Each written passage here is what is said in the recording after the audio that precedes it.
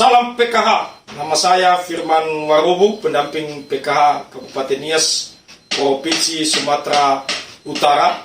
Saya akan mempraktekkan modul 4 sesi 5 tentang pencegahan dan penanganan stunting melalui pemenuhan kesejahteraan bayi baru lahir dan ibu menyusui. Selamat menyaksikan.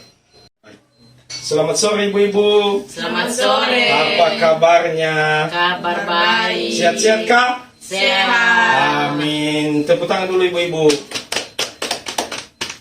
Baik, pada materi yang lalu tentang mendukung ayah dan ibu untuk memberikan stimulasi pada janin. Apakah materi yang telah kita sampaikan itu, apakah ibu-ibu sudah menerapkannya di keluarga? Sudah Pak. Apakah ada hambatan kendala dalam menyampaikan materi yang sudah kita sampaikan bulan kemarin? Ada Pak. Apa itu? Ya karena kesibukan banyak Pak, mencari nafkah, mengurus rumah, kendalanya di situ.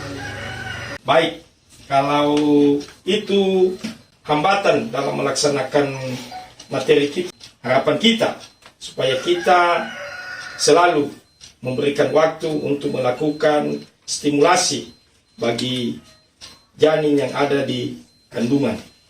Pada sore hari ini kita akan melanjutkan mempelajari materi yang baru, modul 4 sesi 5, pencegahan dan penanganan stunting melalui pemenuhan kesejahteraan bayi baru lahir dan ibu menyusui. Kita akan menyampaikan pentingnya kesejahteraan fisik bayi baru lahir. Ya, itu pemberian ASI eksklusif, artinya itu memberikan ASI supaya memberikan ketahanan tubuh bayi dan membantu perkembangan otak. Keduanya pemberian inisiasi menyusui dini atau yang disebut dengan IMD. Begitu juga kesejahteraan ibu menyusui, mencukupi kebutuhan gizi dan juga kasih sayang sehingga ibu memberikan ASI sampai umur 6 bulan. Meningkatkan pengetahuan ibu tentang keunggulan ASI dibanding dengan susu formula dan mengurangi stres pada ibu supaya bayi berkembang secara optimal dan terhindar dari stunting. Untuk itu, kita akan membagikan kelompok. Ya, bagi kelompok ini nanti kita akan mengisi tabel. Ya, kita akan mengisi tabel dan tabel yang telah kita kerjakan itu akan kita bahas nanti di ruang diskusi dan bersama-sama kita nanti memberikan respon ya, dalam tabel tersebut yang kita kerjakan kebutuhan bayi baru lahir sampai dengan usia 6 bulan, fisik, mental, dan siapa yang memberikannya. Begitu juga kebutuhan fisik dan mental ibu menyusui, ya, fisik dan mental, dan siapa yang memberikannya. Kita akan membuka ruang diskusi. Baik ibu-ibu, apakah kita sudah ibu-ibu mengisi tabelnya? Sudah Pak. Nah, baik, kami persilakan kepada ibu kelompok 1 ya, yang mewakili. Jadi kami persilakan kepada ibu Ruth. Tabel kebutuhan bayi baru lahir sampai dengan usia 6 bulan. 1. Kebutuhan fisik, yaitu ASI eksklusif, IMD, inisiasi menyusui dini, yang memberikannya ibu.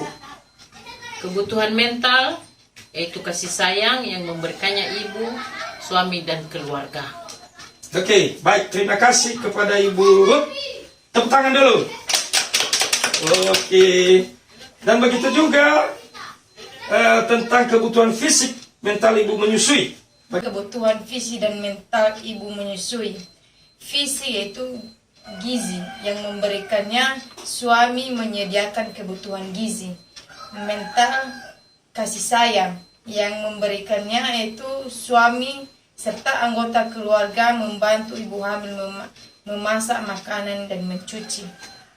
Baik, terima kasih. Tepuk tangan dulu. Nah, jadi apa yang disampaikan kedua kelompok yang telah ditulis dalam tabel itu adalah merupakan kesejahteraan fisik bayi baru lahir dan begitu juga kesejahteraan ibu menyusui. Baik, setelah kita melaksanakan ruang diskusi dan saya akan menyimpulkan tentang kesejahteraan bayi baru lahir yang harus dipenuhi orang tua adalah IMD, inisiasi menyusui dini, dan pemberian ASI eksklusif atau yang namanya kebutuhan fisik dan kasih sayang atau mental. Tepuk tangan. Baik ibu-ibu, kita lanjutkan dengan pembahasan kita tentang hambatan dan solusi dalam mendukung kesejahteraan bayi baru lahir dan ibu menyusui. Jadi di sini kita akan membuat tabel dan kita akan mengisi tabel tersebut dan kita buat ruang diskusi sehingga nanti kita akan membahas bersama yang mana hambatan dan apa solusinya. Seperti ibu kurang gizi, ibu stres, ibu lelah, dan apa solusi-solusi yang kita lakukan di situ adalah ya, pemenuhan gizi kepada ibu hamil, pemberian ASI kepada bayi, ya, suami mendukung dan bekerja sama membantu ibu. Anggota keluarga juga harus mendukung ibu menyusui dan membantu mengerjakan pekerjaan rumah yang biasa dikerjakan oleh ibu yang menyusui. Untuk itu ibu, biar lebih jelas nanti kita akan mengisi tabel yang telah kita sediakan tadi, sehingga nanti kita akan membahas bersama-sama nanti di ruang diskusi. Baik ibu-ibu, kami berikan kesempatan kepada kelompok 1 yang dipimpin oleh Ibu Tika. Ya, bagaimana menurut Ibu? Tabel untuk kebutuhan fisik dan mental bagi bayi baru lahir. Kebutuhan fisik, hambatannya yaitu kurang gizi, ASI tidak berisi. Solusi yaitu suami memenuhi kebutuhan gizi ibu. Dan yang kedua itu kebutuhan mental, hambatannya itu kurang kasih sayang, dan solusi ibu selalu memberikan pelukan dan ASI. Baik, terima kasih untuk kelompok 1. Tepuk tangan. Ya, sekarang juga kita dengarkan hasil diskusi dari kelompok 2. Ya, hambatan dan solusi untuk kebutuhan fisik dan mental bagi ibu menyusui. Kami persilakan kepada Ibu Ruth. Ya, terima kasih untuk tabel ibu menyusui, kebutuhan fisik dan mental bagi ibu menyusui beserta hambatannya itu yang dari hasil diskusi kami. 1, kebutuhan fisik dari ibu menyusui itu hambatannya kurang gizi. Solusinya suami menyediakan kebutuhan gizi ibu sehingga gizi ibu terpenuhi. Kedua, kebutuhan mental, hambatannya itu ibu stres, ibu lelah.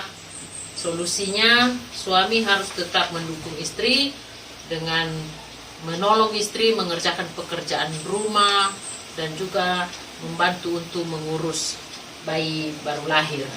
Baik, terima kasih. Tepuk tangan. Baik, jadi apa yang telah disampaikan ibu-ibu di ruang diskusi itu merupakan suatu juga dukungan atau suatu motivasi untuk kita menerapkannya di dalam rumah tangga kita. Tepuk tangan dulu ibu-ibu. Baik, saya akan menyimpulkan kebutuhan fisik dan mental bagi bayi baru lahir dan ibu menyusui dapat terpenuhi dengan memanfaatkan layanan yang tersedia di masyarakat. Misalnya posyandu, puskesmas, PAUD, BKB atau program bantuan sosial bagi keluarga penerima manfaat atau yang namanya KPM, berupa program sembako, kegiatan P2K2, pertemuan-pertemuan yang diselenggarakan untuk mendukung kapasitas keluarga. Baik ibu-ibu, kita lanjutkan pembahasan kita lagi tentang tradisi-tradisi ketika menyambut bayi baru lahir. Jadi di sini sering kita salah memahami, ya, kita salah memahami tentang tradisi-tradisi di dalam masyarakat, ya. Kalau ada yang baru lahir, ya, ada tradisi yang dilakukan, ya, seperti upacara syukuran, berdoa, dan memotivasi ibu. Nah, jadi semua tradisi itu ada yang mendukung daripada kesejahteraan bayi baru lahir ini, dan begitu juga ibu menyusui. Jadi di sini kita